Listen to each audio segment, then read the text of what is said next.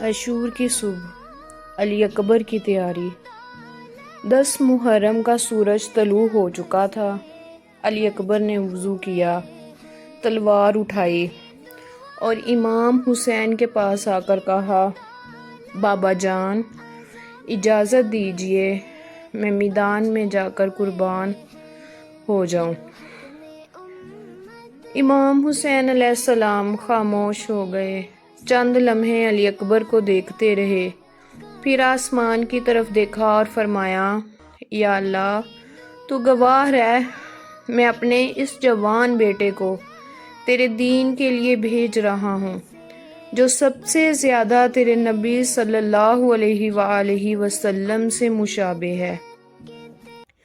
حضرت علی اکبر گھوڑے پر سوار ہو کر میدان کی طرف روانہ ہوئے۔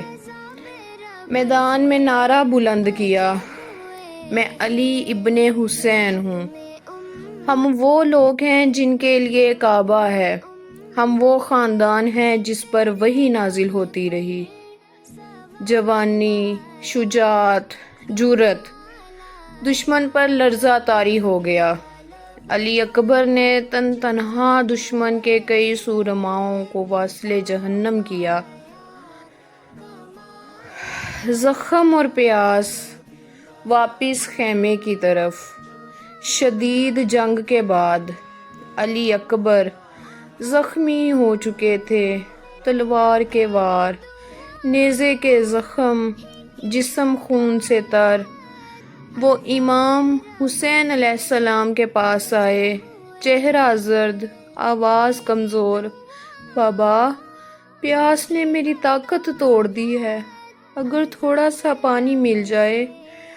امام حسین نے اپنے آنسو ضبط کیے، اکبر کو سینے سے لگایا اور فرمایا، بیٹا صبر کرو، تمہارے نانا کوثر کا جام لیے تمہارا انتظار کر رہے ہیں۔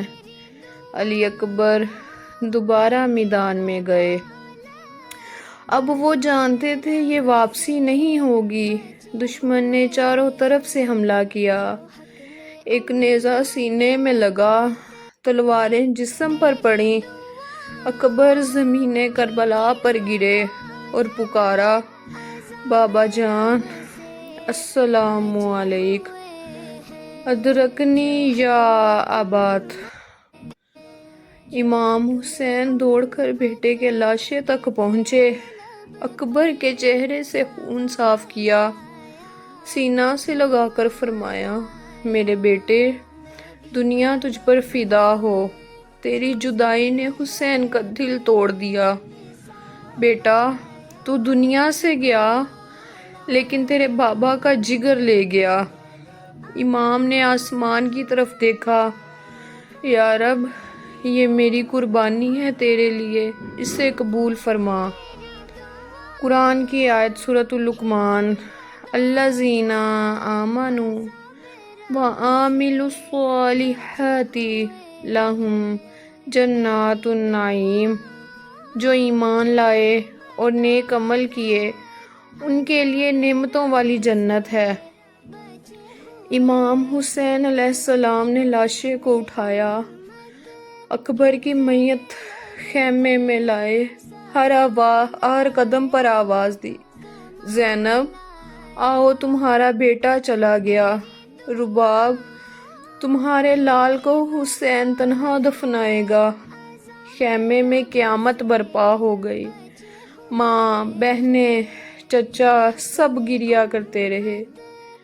حسین علیہ السلام کا بیٹا علی اکبر ہمیں سکھاتا ہے کہ نسب پر نہیں عمل پر قربانی دی جاتی ہے۔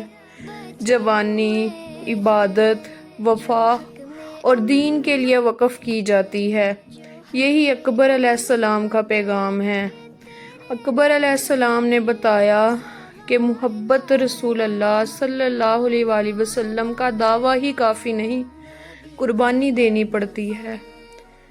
اپنی اس اسپیچ کا اختتام اس دعا سے کرتی ہوں کہ یا اللہ ہمیں علی اکبر جیسا عشق عطا فرما، ہمارے جوانوں میں اکبر کی غیرت، وفا اور قربانی ہو، ہمارے سینے سچ کے لیے دھڑکیں، اور جب موت آئے تو حسین علیہ السلام کے قدموں میں دین کے نام ہو۔